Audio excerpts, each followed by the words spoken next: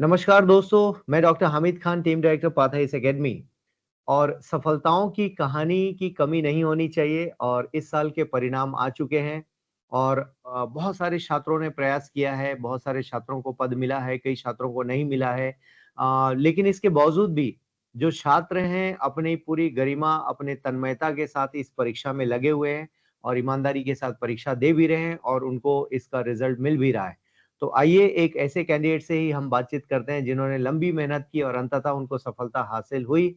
और आप हैं वैभव कुमार कौशिक मेरे साथ हैं। 55 रैंक इस साल के एग्जाम में आपको प्राप्त हुआ है दोस्तों और जनपद सीईओ का पद आपको प्राप्त हुआ है।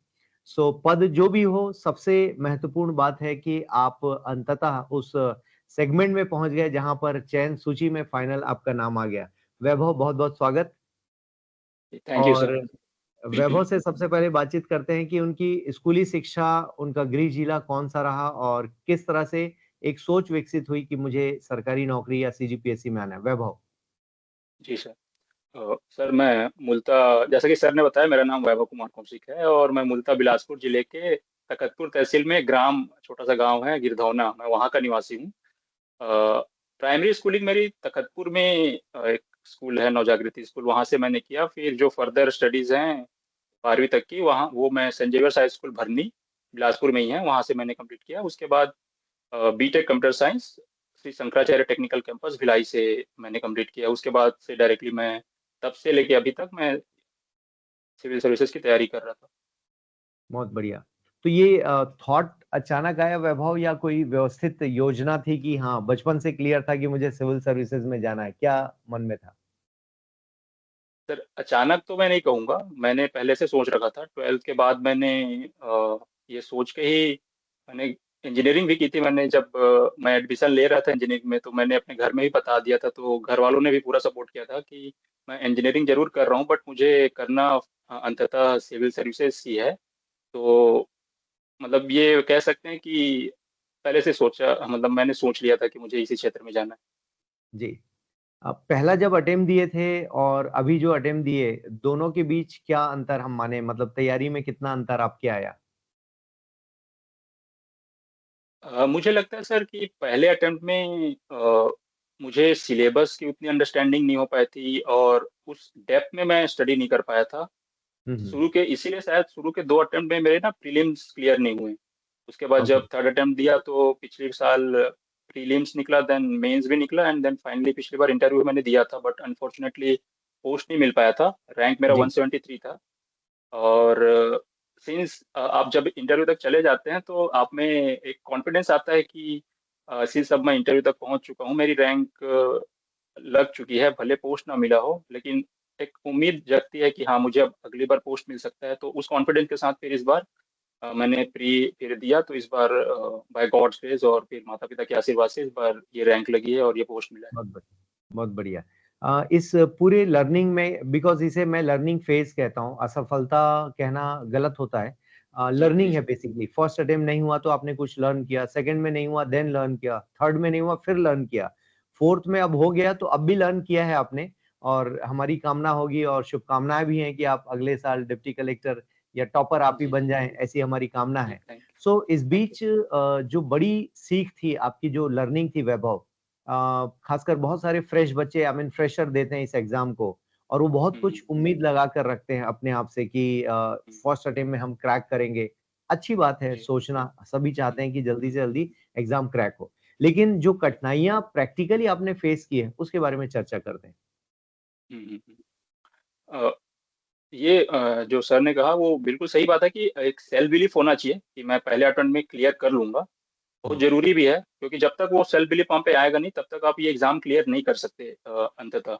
तो वो जरूरी है लेकिन उसके साथ साथ हमें ये भी देखना होगा कि हमें हड़बड़ी या जल्दबाजी नहीं करनी है। पहले हमको पूरा ध्यान अपने एक कॉम्प्रिहेंसिव तैयारी पे देना है कि प्री है देन मेंस है। तो पहले एक पूरा सिलेबस कवर करना है हमें, अ, अच्छे से पूरे सिलेबस की अंडरस्टैंडिंग लेनी है, अच्छे से नोट्स बनाना है, अच्छे से टेस्ट सीरीज देने हैं। टेस्ट सीरीज से हमें पता चलेगा कि हमारी कमजोरी क्या है, हमारी स्ट्रेंथ क्या है। और उसके जी। बाद फिर आप फुल फ्लेजेड तैयारी के साथ जब आप एग्जाम देंगे तो मुझे लगता है वो जरूर क्लियर होगा। और बस हमसे ना कभी मतलब एज एन एस्पिरेंट बस हमसे यही मतलब कई बार गलती हो जाती है कि हम ऐसा चाहते हैं कि हर चीज जल्दी जल्दी हो जाए, लेकिन कई बार वो किसी न किसी कारण, क्योंकि हमारी तैयारी होती नहीं वैसा मतलब उस लेवल की, इसलिए कई बार सफलता मिल नहीं पाती। ठीक बात है। क्या कभी ऐसा लगा कि सिलेबस के आधार पर खुद के नोट्स बनाए जाएँ और आपने बनाया भी, क्या ऐसा हुआ आपने खुद के नोट्स भी बनाए? जी, जी, जी सर। तो होता क्या है कि जनरली हम कहीं जाते हैं, किसी से गाइडेंस लेते हैं या जनरली हम किसी कोचिंग में ही जॉइन करते हाँ, हैं, कुछ कोचिंग ज़रूरी भी संस्था है में इनिशियली। ऑब्वियसली हाँ। हुँ। इनिशियली एक गाइडेंस ज़रूरी होता है, तो हुँ, हुँ। वहाँ जो नोट्स बन रहा है वो तो ज़रूरी है और हुँ, बना हुँ। वहाँ भी अच्छे से नोट्स बनाना चाहिए, लेकिन मुझे लगता है कि अपने एंड से भी कुछ न कुछ इनपुट देना होता है। कुछ जैसे वहाँ पे करा रहे हैं तो उस अपने एंड से अगर उसमें आपको लग रहा है कि नहीं इसमें मैं कुछ और ऐड कर सकता हूँ, तो हुँ, वो हुँ, आप हुँ। बिल्कुल कर सकते हैं। और मैंने किया भी था कि जैसे आप कहीं कुछ न्यूज़पेपर पढ़ रहे हैं, जैसे अप्लाइड साइंस फॉर एग्जांपल, अगर मैं अप्लाइड साइंस पढ़ रहा हूँ और मुझे सिलेबस में पता है कि अच्छा ये टॉपिक मेरे अप्लाइड साइंस में है, और उससे जुड़ा अगर कुछ एक न्यूज़ आ गया, अ मतलब न्यूज़ आ गया और कुछ डेटा के साथ आ गया, तो उस डेटा को मैं वहाँ पे उस टॉपिक के बगल में नोट कर लूँगा। किसी अलग से नोटबुक में नहीं, बस वहीं पे नोट कर लूँगा, ताकि जब मैं पढ़ूँ एग्ज़ाम के लिए तो वो डेटा रिवाइज़ हो जाए। तो इस बहुत तरह के, बढ़िया। ये एक एग्ज़ाम्पल था, तो इस तरीके से आप कर सकते हैं अपने एंड में। क्योंकि अपना जी, जी। इनपुट देना ही पड़ेगा, क्योंकि देखो कोचिंग में जो टीचर्स हैं, उनके सामने सभी जो एस्पिरेंट्स हैं वो सब समान होते हैं, तो वो सबको समान तरीके से पढ़ाते हैं। लेकिन what makes them different from the other aspirant is कि वो अपने तरफ से क्या इनपुट दे रहे हैं। तो वो एक जी, इम्पोर्टेंट फैक्टर हो जाता है इस एग्ज़ाम में सफलता पाने के लिए। बहुत बढ़िया। आपको किस सब्जेक्ट ने ज़्यादा चैलेंज दिया? जैसे होता है ना कोई सब्जेक्ट कि सर ये बहुत जी, परेशान जी। करता था सब्जेक्ट, ऐसा क्या रहा जी सर, वैभव? जी। सर सिंस मेरा जो बैकग्राउंड था वो इंग्लिश मीडियम से था, मैंने इंग्लिश मीडियम से हुँ, पढ़ाई की थी, तो हुँ, पेपर 1 में जैसे सबको आती है परेशानी, वैसे मुझे भी आया फर्स्ट पिछले अटेम्प्ट में, जैसा कि मैंने बताया। तो हुँ, अ, थोड़ा-सा शायद मुझे लगा कि उसमें कमी थी, तो मैंने इस बार लैंग्वेज में थोड़ा काम किया था, हिंदी और छत्तीसगढ़ी खास करके। हुँ, हुँ, हुँ। इंग्लिश मेरी थोड़ी ठीक थी, तो उसमें उतना मेहनत नहीं करना पड़ा। ओके, पेप सिमिलरली पेपर 4 के, ऑल्दो मैं मैथ्स बैकग्राउंड से हूँ, लेकिन फिर भी वहाँ पे क्योंकि मेंस में ना आपको 45 टू 50 मिनट्स में वो पोर्शन कंप्लीट करना होता है मैथ्स का, तो वहाँ ठीक पे बात एक्स्ट्रा है। प्रेशर होता है। तो मैंने उसमें थोड़ा इस बार काम किया कि नहीं, मैं इस बार रेगुलर प्रैक्टिस करूँगा सो दैट वहाँ पे ज़्यादा पैनिक ना हो। हुँ, हुँ, तो हुँ। पेपर 4 का मैथ्स वाला पार्ट थोड़ा-सा चैलेंजिंग रहा मेरे लिए, लेकिन इस बार मैंने अच्छा किया, ऐसा मुझे लग रहा है। खैर फाइनल मार्क्स जब आएँगे तब देखेंगे क्या होता है। सिमिलरली पेपर 7 में पिछली बार थोड़ा-सा कम हो गया था, तो ये जो कुछ पेपर्स हैं जो मुझे चैलेंजिंग लगे। पेपर 6 और पेपर 5 में मैं मोर और लेस कंफर्टेबल था। ऑल्दो इस बार मुझे ओके, पेपर 5 में थोड़े कम मार्क्स मिले हैं as compare to the other papers, लेकिन पेपर ओके। 5 मेरा ठीक था, ऐसा मेरा मानना है। इस बार काफ़ी चेकिंग भी काफ़ी स्ट्रिक्ट चेकिंग हुई है, तो मार्क्स जी सर। उतने लिबर्टी के साथ जैसे 100 क्रॉस करना बहुत चैलेंज था इस बार। जी, जी, जी, किसी जी एक सर। पेपर में आप क्रॉस कर गए 100 या सब बिलो ही आए marks? No sir, I think paper 1 में मेरे पेपर 1 और 2 में 113 ऐसा है, जहाँ तक मैं रिकॉल ओके, कर पा रहा हूँ। ओके, दोनों में ठीक है। 113 है। तो पेपर बढ़िया 4 है में 100 108 है। ओके, वेरी है। नाइस। तो ऐसे और लैंग्वेज में आपको मार्क्स अच्छे आए और मेरा मानना है मतलब सभी के लिए काफ़ी चुनौती थी कि 80-85 से क्रॉस करना 85 जी, जी, कुछ पेपर। 84 के आसपास एक एवरेज जैसा दिखता है। हालाँकि अखबारों के माध्यम से और सीएम साहब ने रीट्वीट भी किया है उसको कि हर कॉपी को चेक करने के लिए हमें ढेर सारे चेकर्स की ज़रूरत थी। मतलब एक क्वेश्चन को एक ही व्यक्ति चेक कर रहा है सभी पेपर्स में, ऐसा बताया जी, गया जी। है। और यदि ये वाक़ई ऐसा है तो अच्छा मॉडल है और इसमें मतलब उस एग्ज़ामिनर को पता था कि बेस्ट आंसर किसने लिखा है। जी, जी, क्योंकि जी। चेकर मान लो एक ही है सपोज़ इतिहास का एक क्वेश्चन है उसको एक ही व्यक्ति चेक कर रहा है सभी पेपर्स में। हुँ। तो इस दृष्टिकोण से होता ये है कि मान लो हमने शुरू से ही नंबर ज़्यादा दे दिए हैं किसी बच्चे को, सपोज़ 100 में हमने किसी को 90 दे दिया है, उसके जो बेस्ट कॉपी आएगी उसमें नंबर देते बनता नहीं। तो इसलिए शुरू से ही हुँ। इन्होंने 50% के बिलो रखा है चीज़ों को और बहुत स्ट्रिक्ट चेकिंग हुई है। ठीक भी है इसका फ़ायदा छात्रों को मिलता है, जो गंभीर छात्र हैं जिन्होंने अच्छा प्रदर्शन किया है और बढ़िया तरीके से लिखा है तो उसको एप्रिशिएशन मिलता है। तो वैभव कुछ ग्राफ या टेबल या तथ्यों का इस्तेमाल आपने किया है एसे राइटिंग या और बाकी पेपर्स में? प्लीज़ बताएँ इसके बारे में। जी सर, ये काफ़ी इम्पोर्टेंट हो जाता है, क्योंकि जब जी। आपको अपनी कॉपी को दूसरों से अलग दिखाना होता है, तो ये सारी चीज़ें जो सर ने बोला वो इम्पोर्टेंट हो जाता है। जैसे एसे के पेपर में भी जब आपको अपने एसे को ऑथेंटिक दिखाना है कि हुँ, चेकर को दिखाना है कि नहीं, मैंने इसको पढ़ के मैं लिख रहा हूँ कि मैं ब्लफ नहीं कर रहा हूँ, तो वहाँ पे डेटा इंपॉर्टेंट हो जाता है। कुछ जी, ग्राफ अगर आपके पास तैयार है तो ग्राफ बना सकते हैं, तो इन सब चीजों से वो ऐसे अच्छा लगने लगता है, ऐसा मुझे जी, लगता है, और मार्क्स उसमें बेटर मिलते हैं। बहुत बढ़िया। सिमिलरली पेपर 5 के ज्योग्राफी वाला पार्ट जो है, वहाँ पे मैप अगर आप बना सकते हैं, जहाँ पे रिक्वायर्ड है वहाँ पे जरूर बनाइए। तो वो ज्योग्राफी, क्योंकि मैप बनाने से मार्क्स मिलते हैं। और सिमिलरली इकोनॉमिक्स के जो पेपर हैं वहाँ पे डेटा अगर आपको याद है तो जरूर वहाँ पे पुट कीजिए। तो ये बहुत कुछ बढ़िया। पेपर्स हैं जहाँ पे आप ना करेंट को ऐड कर सकते हैं, तो बिल्कुल वो जरूरी है। पेपर 7 कैसा रहा? पेपर 7 का अनुभव कैसा रहा बेसिकली, क्योंकि 3 अलग-अलग डायमेंशन के सब्जेक्ट्स हैं। एक एकदम लॉ है, स्पोर्ट्स आईआर है, देन एजुकेशन है। तो कैसे आपने बैलेंस आउट किया? पेपर 7 मुझे लगता है कि सबसे ज्यादा अनप्रिडिक्टेबल पेपर है। आप जी, कुछ जी, भी प्रिपेयर करके जाते हैं, हो सकता है वो ना आए, और ऐसा हुआ भी है अभी तक। हम जो जी, प्रिपेयर करके जाते हैं वो नहीं आता, तो आपको उस सिचुएशन के लिए तैयार रहना पड़ेगा। पहली बात तो ये पेपर 7 में कि ठीक आप बात। जरूर जो सिलेबस में दिया है आप उसी की स्टडी करिए, उसको अच्छे हुँ, से। हुँ। बेसिक अंडरस्टैंडिंग सब टॉपिक की होनी चाहिए, लेकिन आपको जी, इसके लिए भी तैयार रहना पड़ेगा। करेंट के अगर वहां से कुछ क्वेश्चन अगर वो पूछ रहे हैं, तो आप उसको कैसे लिखेंगे, तो इन सब हुँ, चीजों हुँ। की वहां पे प्रैक्टिस बहुत जरूरी है पेपर 7 में, ऐसा मुझे लगता है। बहुत बढ़िया। तो क्या तैयारी के दौरान जैसे एजुकेशन वाला उदाहरण लेते हैं हम, तो एजुकेशन पर क्या आपने न्यूज़पेपर से भी अलग से कलेक्ट किया था कि जो सवाल आपको समझ में आ जाएँ? या आपको कुछ क्वेश्चंस ध्यान थे, पीवाईक्यूज़ आपने देख लिया था, उसके बेसिस पर आपने कुछ एडिशनल कलेक्ट किया हो? ऐसी कोई रणनीति आपने बनाई थी उसके लिए? सर पेपर 7 का जो पार्ट 3 है वो बेसिकली काफी ज्यादा स्टैटिक पोर्शन है वो। हुँ, तो हुँ। वहाँ पे आई थिंक मेनली आपका जो नोट्स है वो काम आएगा। और हुँ, जरूर हुँ। जो जैसे कुछ अगर न्यूज आ रहे हैं, तो अभी हाल फिलहाल में पिछले जब हम लोग अटेम्प्ट दे रहे थे, या अभी भी दे रहे थे, तो न्यू एजुकेशन पॉलिसी लगातार न्यूज़ में बना हुआ था। ठीक तो बात वो है। इम्पोर्टेंट था, तो इस हुँ, तरीके से हम उस वाले सेक्शन में यूज कर सकते हैं। अगर कुछ आ रहा है, एडिटोरियल आते रहते हैं शिक्षा को लेकर लगातार, तो वहाँ पे कुछ हुँ, हुँ। डेटा मिल गया कि ड्रॉप आउट रेशियो कितना है, छत्तीसगढ़ में कितना है, इंडिया में कितना है। तो अगर ऐसा बहुत कुछ बढ़िया। क्वेश्चन आता है तो आप उसको ऐड कर सकते हैं। तो इस जो बेसिक है, मतलब ज्यादा कुछ तो नहीं एफर्ट लगाया, बट जो बेसिक है कि अगर पढ़ते पढ़ते कुछ मिल गया तो उसको नोट कर लिए, ऐसा। ठीक है। अभी आप 2 साल, 3 साल से लगातार प्रीलिम्स पास कर रहे हैं। तो जी प्रीलिम्स सर। में अब चूँकि बच्चों के लिए प्रीलिम्स नज़दीक है, आप भी शायद देना चाहेंगे। तो प्रीलिम्स में हम्म, क्या स्ट्रैटेजी होनी चाहिए? अभी लगभग 60 डेज़ हैं बच्चों के हाथ में। क्या जी एडवाइस है जी जी। वैभव? तो सर मैं तो ये कहूंगा कि जो सीजीजीएस है, आप उसकी तैयारी अच्छे से करिए। जी। क्योंकि 50 क्वेश्चन है और वहाँ पे अच्छा स्कोर किया जा सकता है।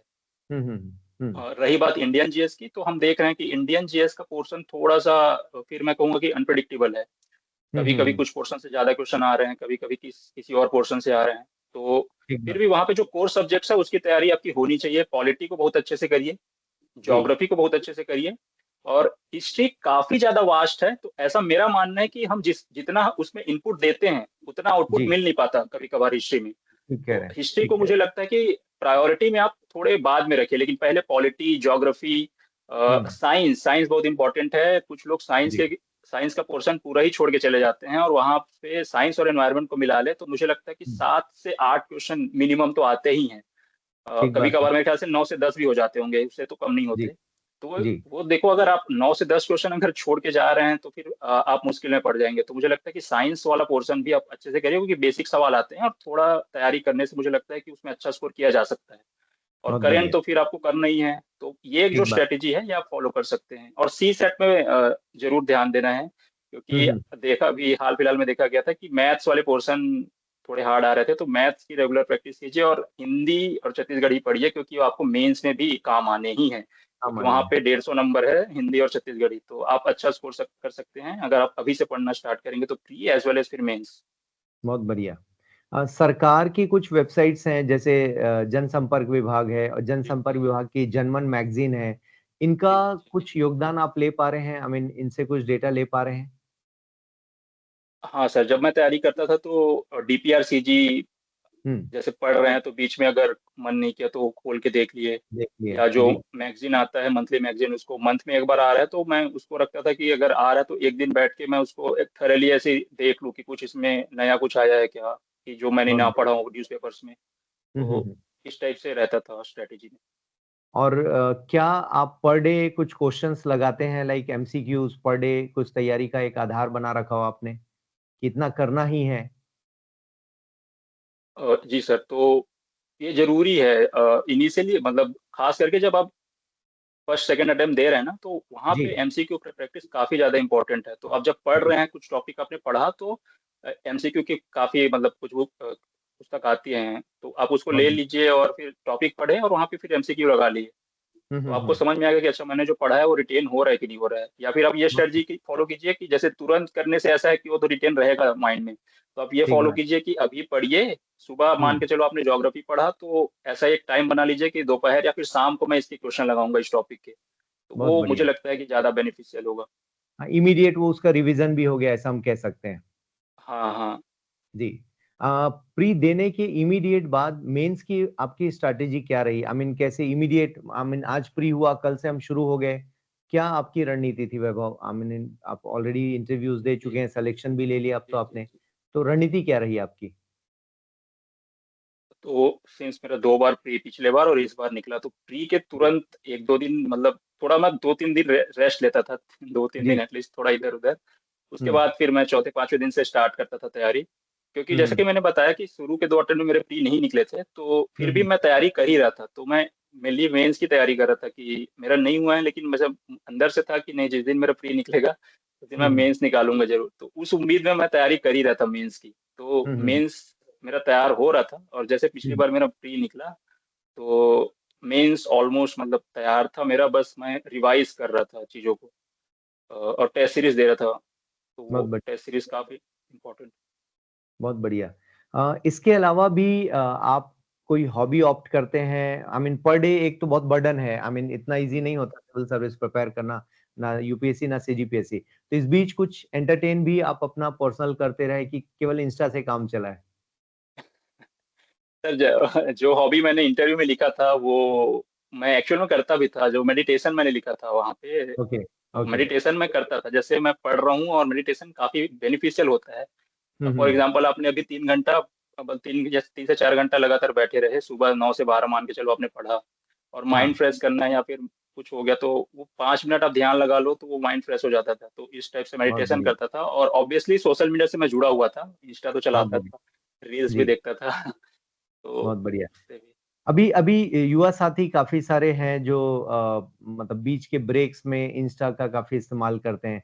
कितनी फ्रीक्वेंसी हम माने ईमानदारी से यदि हम शेयर करना चाहें, कितनी फ्रीक्वेंसी, आई मीन कितने देर में हम इंस्टा खोल लेते हैं या वो हमें अट्रैक्ट करता है कि अब देखूं जरा रील्स वगैरह कुछ ऐसा, क्या फ्रीक्वेंसी रही?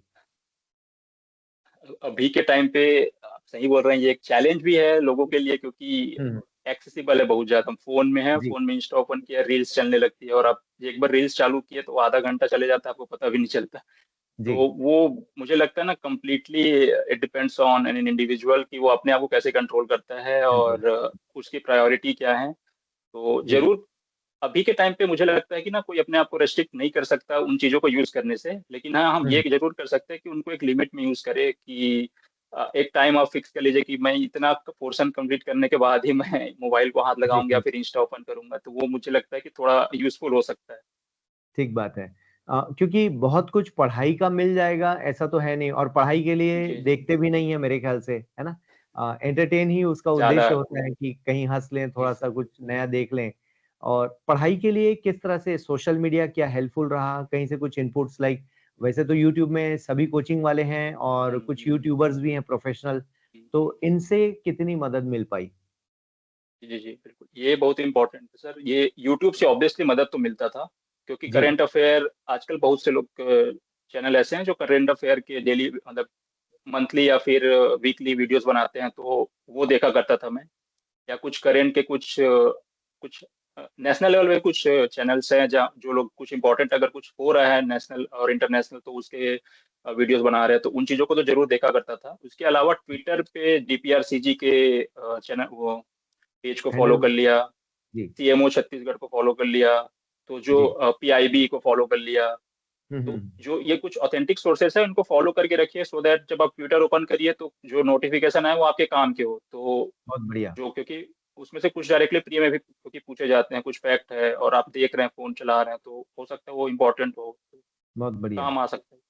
हाँ, उसके नोट्स बनाते जा सकते हैं आप कि ट्विटर खुल ही गया है तो फिर देख लें कि अपडेट्स क्या चल रहे हैं, गवर्नमेंट ने क्या जी, जी, अनाउंस जी। किया है, पॉलिसी लेवल पर क्या नोट्स नहीं भी चीज़ें हैं। बनाया तो भी, अगर नोट्स नहीं भी बना रहे तो भी अगर आप चला ही रहे हैं फ़ोन, तो कुछ काम यूज़फुल हो जाए वो। अगर बहुत बढ़िया। ट्विटर चला ही रहे तो कुछ न्यूज़ आपको मिल जाए काम की आपकी। बहुत बढ़िया। वैभव एक चीज़ और भी है, बहुत सारे बच्चे लगभग सोशल मीडिया या अलग-अलग कोचिंग से जुड़े रहते हैं।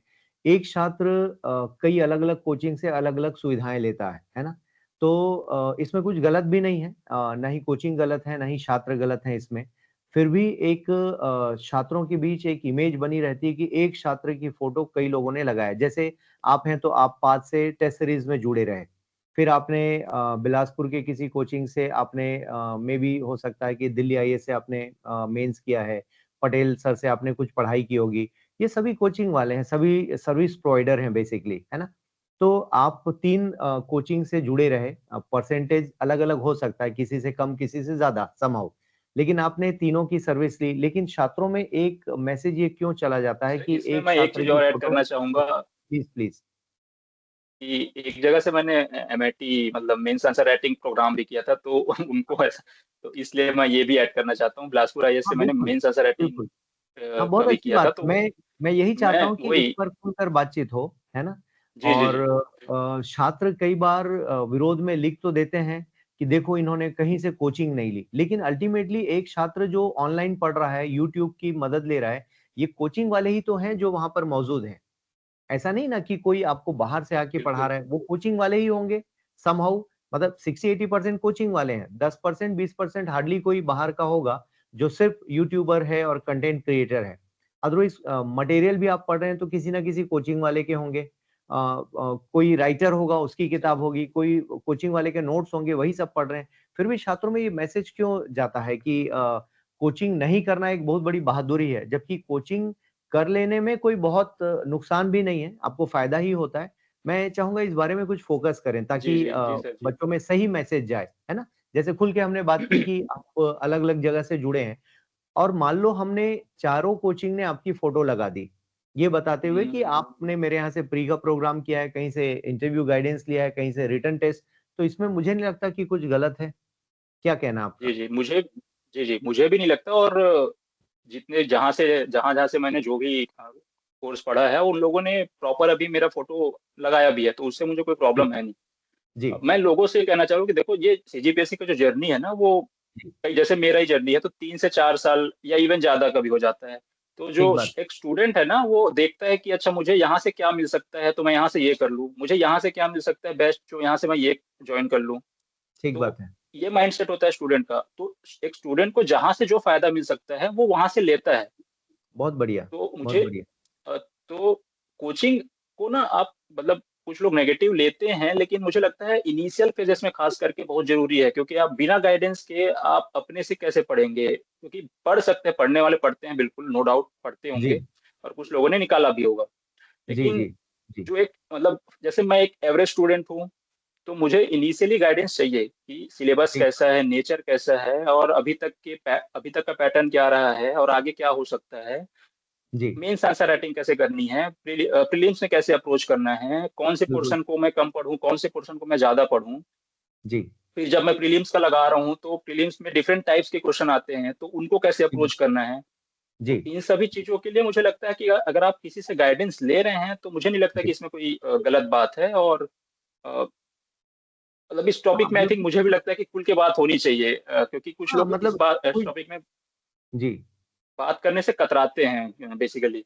हाँ, हाँ, तो मतलब मेरा मानना है कि भई आपने सर्विस ली है और सर्विस प्रोवाइडर हैं और कोचिंग वाले मान लो अर्न नहीं करेंगे, तो ये सुविधाएँ मिलेंगी कैसे? क्योंकि ये तो हमारे लिए रोज़गार भी है ना, हमारे लिए और रोज़गार है। ये हाँ, लेकिन मैं ये भी जी, कहना चाहता हूँ कि अगर उन्होंने अगर आपको आपके इस सफलता में कुछ भी अगर उनका योगदान है, तो आई थिंक मुझे लगता जी। है कि उनका भी इतना तो बनता है कि एटलीस्ट जब आपका सिलेक्शन हो, तो कुछ क्रेडिट उनका भी जाए ऑब्वियसली फाइनली। सभी को जाना चाहिए और फिर वो जी, मतलब नीचे से लेके 5वीं क्लास के टीचर से लेकर आपके जी, आखिरी बिल्कुल, तक बिल्कुल, जितने भी लोगों ने बिल्कुल, योगदान दिया उन बिल्कुल, सभी का योगदान है। क्योंकि आपने सभी का 10वीं में योगदान। पढ़ाई की है, 12वीं में, कॉलेज में उनका भी योगदान है। फिर चूँकि जी, कोचिंग एक पेशेवर काम है, प्रोफ़ेशनल जॉब है, तो वहाँ के प्रोफ़ेशनलिज़्म की ज़रूरतें अलग हैं। वहाँ की मार्केटिंग के अपने तरीके अलग होते हैं। हाँ, छात्रों से भी एक अपील है कि आप बिल्कुल अवेयर होकर जाइए, जाँच कीजिए, पुख्ता कीजिए कि मेरी पढ़ाई मुझे कैसे मिल रही है।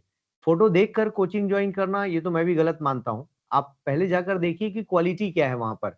आप जो ढूँढ रहे हैं, वो आपको मिल रहा है या नहीं? सपोज़ आप टेस्ट सीरीज़ के लिए आए, तो क्या टेस्ट हम उस क्वालिटी की दे रहे हैं या नहीं? नहीं दे रहे हैं तो फिर कोई और दे रहा होगा। मान लो मैंने आपको इंटरव्यू गाइडेंस के लिए बुलाया और मैं आपको गाइड नहीं कर पा रहा हूँ या मैं आपकी ज़रूरत पूरी नहीं कर रहा हूँ, तो फिर तो बेकार है।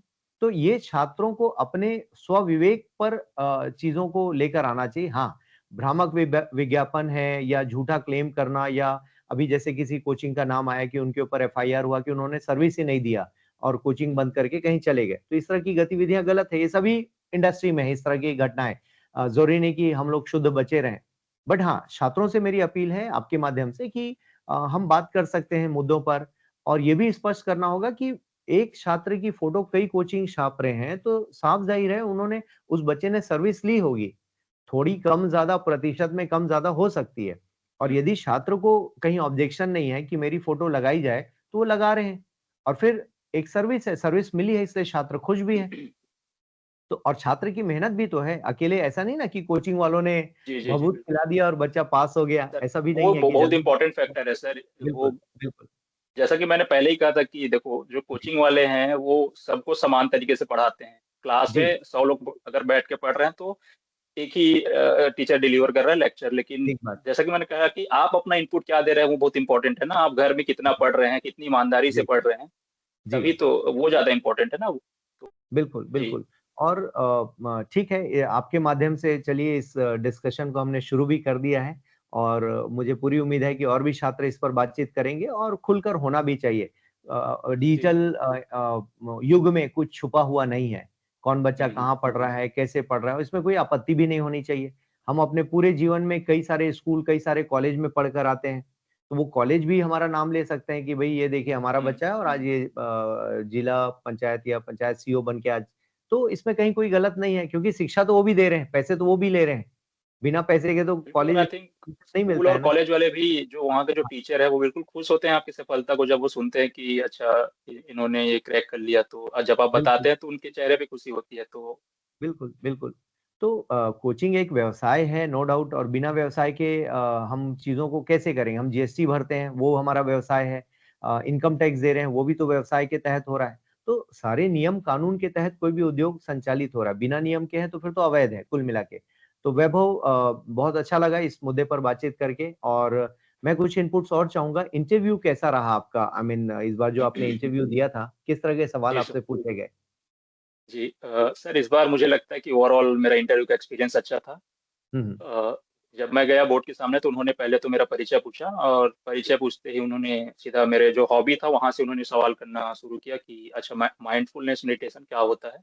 जी। इसका ओरिजिन कहाँ से हुआ है? तो मैंने बताया, तो अच्छा, वहाँ से तो कुछ और भी है, उसके बारे में जानते हैं क्या? तो मैंने कहा जी मैम, विपासना मेडिटेशन है, बुद्धिज़्म। जी। अच्छा, उसके बारे में बता दीजिए। दोनों के बीच में फिर अंतर क्या है? आप जो करते हैं और उसमें क्या अंतर है?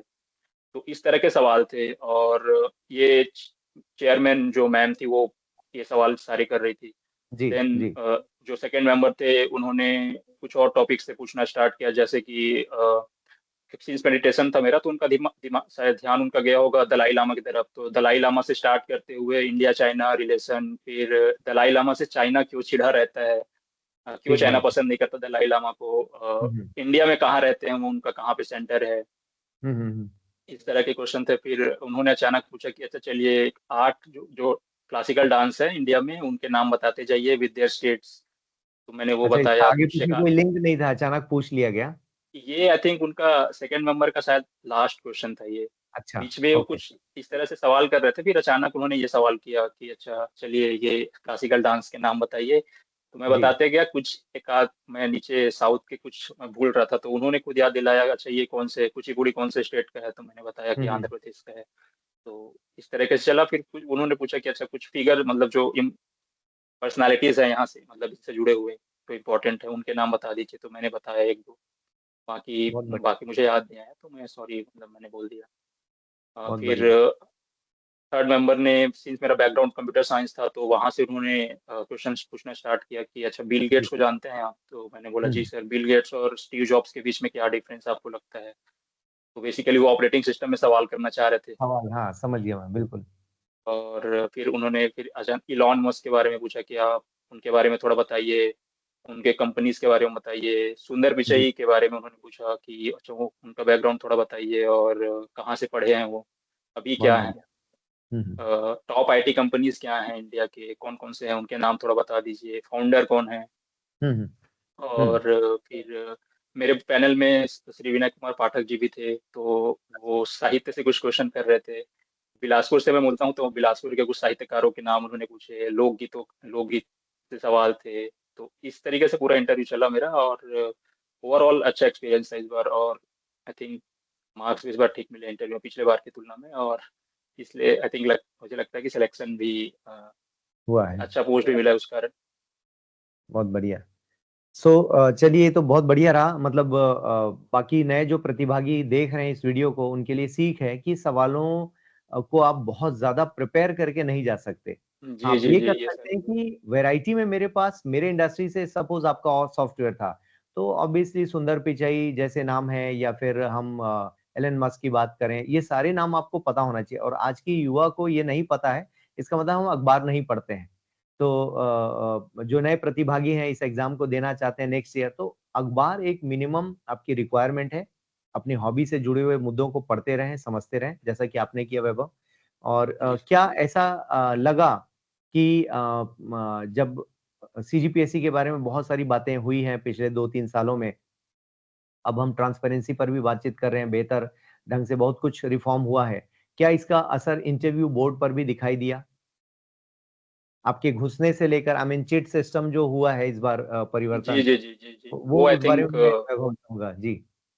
जी जी जी, तो आई थिंक इन्होंने इस बार पूरा प्रयास किया है कि जो पूरा प्रोसेस है वो काफी ज्यादा ट्रांसपेरेंट रहे, और जो पहले हम्म। जो सवाल उठ रहे थे हम्म। वो ना उठे। तो बहुत जो बढ़िया। आपने जिक्र किया कि जो चीट सिस्टम था वो काफी ट्रांसपेरेंट था, और वो प्रॉपर बता भी रहे थे कि कौन से, मतलब ABCD, वो तो खैर बोर्ड का नाम तो उन्होंने नहीं बता रहे थे उस टाइम पे, लेकिन ABCD, फिर ए में किनको मिला है, बी में किनको मिला है, प्रॉपर सबके सामने अनाउंस उन्होंने किया था। तो जी। वहां पे ऐसी कोई गुंजाइश नहीं थी, तो वो एक रिफॉर्म था वो, मैं कहूँगा।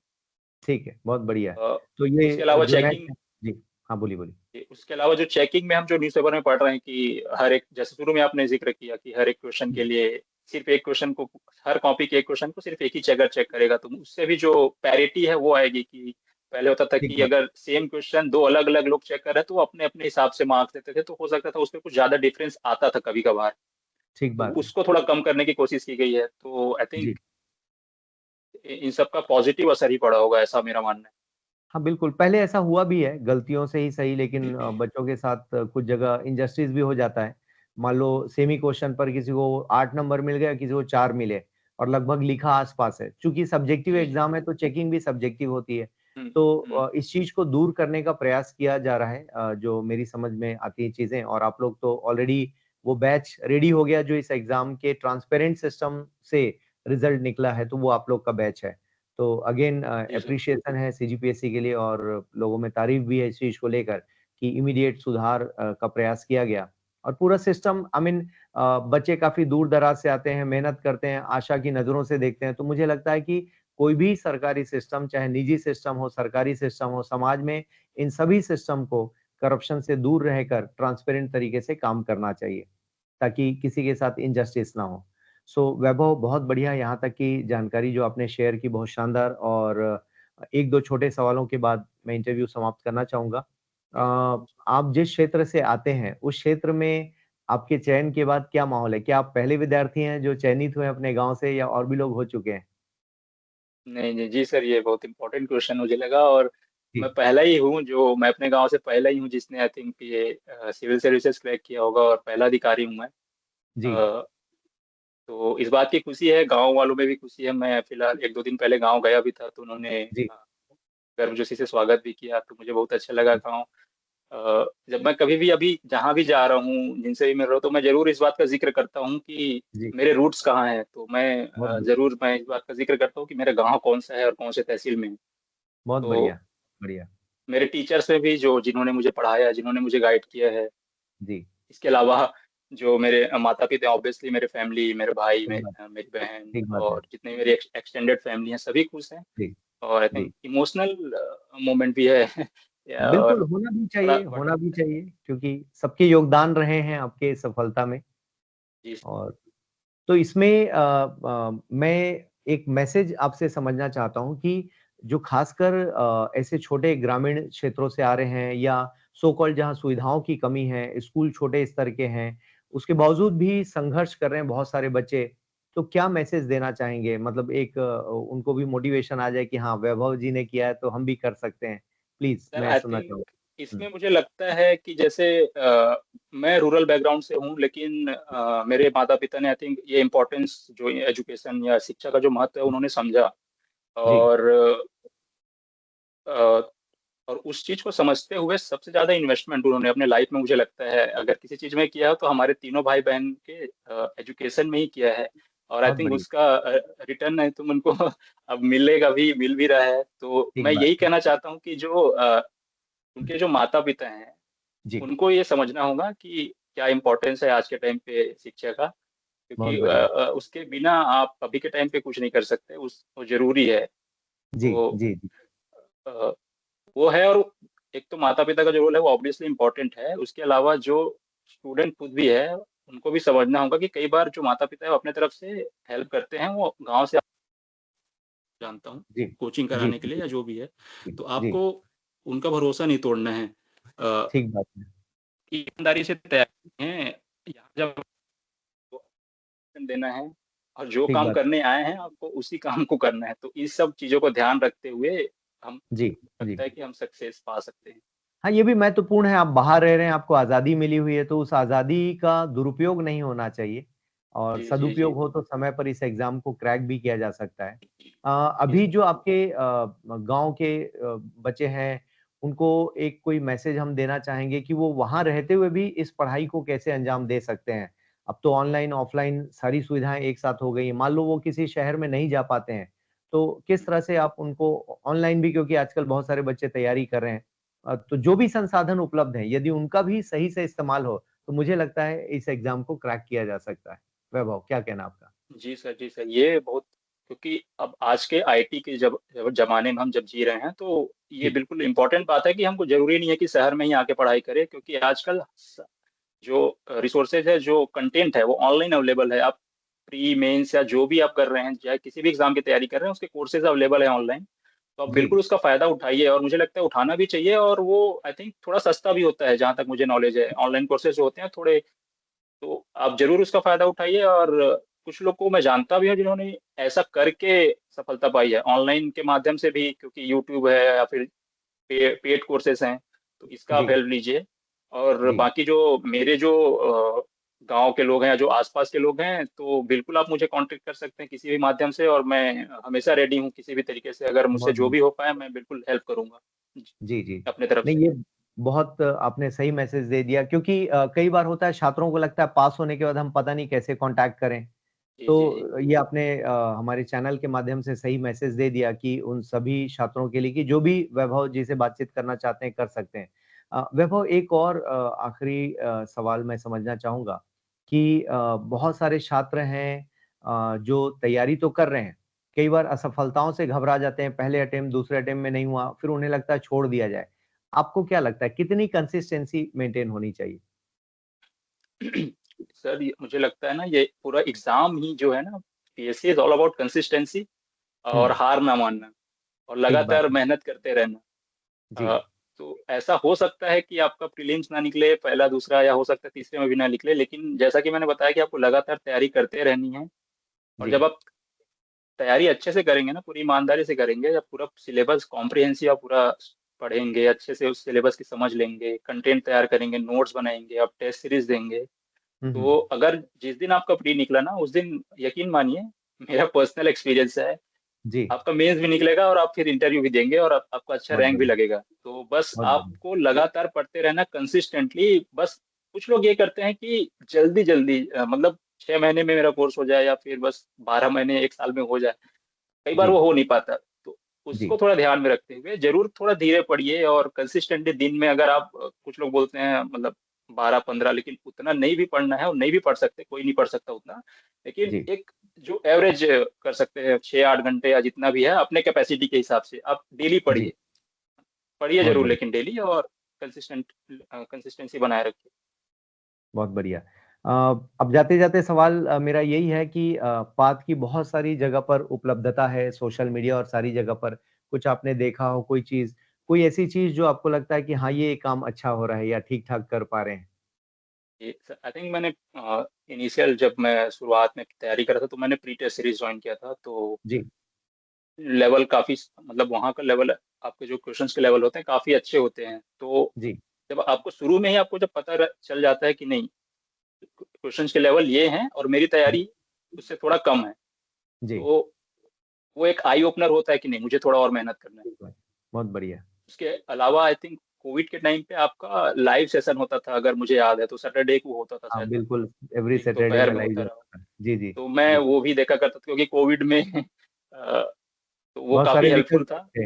हाँ, जी जी जी, वीकेंड में आता था आई थिंक, मुझे जहाँ तक हाँ, याद है। सैटरडे था, फिक्स था 11:30 बजे। जी जी जी, जी, तो जी, जी, और बाकी ऑनलाइन और भी कंटेंट है यूट्यूब में, आई थिंक वीडियोस भी आते हैं कुछ करंट जी, अफेयर्स के भी यूट्यूब जी, में, जी। मतलब मैंने, तो चलिए, ये बहुत बढ़िया। काफी। सो दोस्तों आप थे, वैभव हमारे साथ जुड़े हुए थे बातचीत के लिए और हमारी शुभकामनाएँ हैं, आप डिप्टी कलेक्टर बने, टॉप रैंक्स पर जाएँ अगले साल ये सर। और समाज में एक शानदार ऑफ़िसर के तौर पर आप जाने जाएँ, ऐसी शुभकामनाएँ हैं। वैभव छत्तीसगढ़ के लिए कुछ विशेष करना चाहें, तो क्या एक टॉपिक आप करना चाहेंगे? लास्ट मेरा सवाल। मतलब कोई एक एरिया जहाँ आप वर्क करना चाहते हो, सामाजिक योगदान के लिए, तो क्या आपके मन में आता है? सर, एक तो ये पता नहीं मैं कितना इस बात में मतलब इस कार्य में सफल हो पाऊंगा कि नहीं, लेकिन हुँ, ये एक अवेयरनेस मैं जरूर लोगों तक पहुंचाना चाहूंगा कि आप चाहे वो लड़का हो या लड़की, आपका बेटा हो या बेटी, जरूर आप पढ़ाइए। मतलब अभी बहुत भी बढ़िया। मैं देखता हूँ ना कई लोगों को कि उनके पास संसाधन है, मतलब मुझे जी। लगता है, लेकिन कई बार वो हेजिटेट करते हैं कि इस चीजों में, पढ़ाई में इन्वेस्ट नहीं करना चाहते। Hmm, hmm, I don't hmm. Know why. तो मैं शायद इस क्षेत्र में कुछ काम करना चाहूँ, अगर मुझे मौका मिलता है तो मैं जरूर इस क्षेत्र में काम करना चाहूंगा। बहुत बढ़िया, बहुत शानदार विचार। सो दोस्तों आपने देखा एक युवा साथी किस तरह से पद पर चयनित होने के बाद भी कमिटेड हैं सोसाइटी के प्रति और आप जिस भी पृष्ठभूमि से हैं, सबसे इम्पोर्टेंट है कि अब आगे क्या करना है। पृष्ठभूमि तो अपनी जगह है, उसे सबके लिए समान रूप से वैसा ही होता है। लेकिन आपके सामने उपलब्ध संसाधनों का अलग-अलग कोचिंग से अलग-अलग चीज़ें जो भी बेस्ट लगती हैं आपको, सब तो अपनी ओर से बेस्ट देने का प्रयास करते हैं। आपको बेस्ट क्या लगता है, उसे आप कैसे भुनाना चाहते हैं वो देखिए, बाकी सभी कोचिंग की सारी सुविधाएँ उपलब्ध हैं। जहाँ से जो ठीक लग रहा है ले लीजिए, पास कीजिए, अल्टीमेट गोल ये है कि बढ़िया से जी पास जी। कीजिए, ईमानदारी से समाज की सेवा कीजिए और देश का नाम रोशन कीजिए और समाज को अपने साथ आगे लेकर बढ़िए।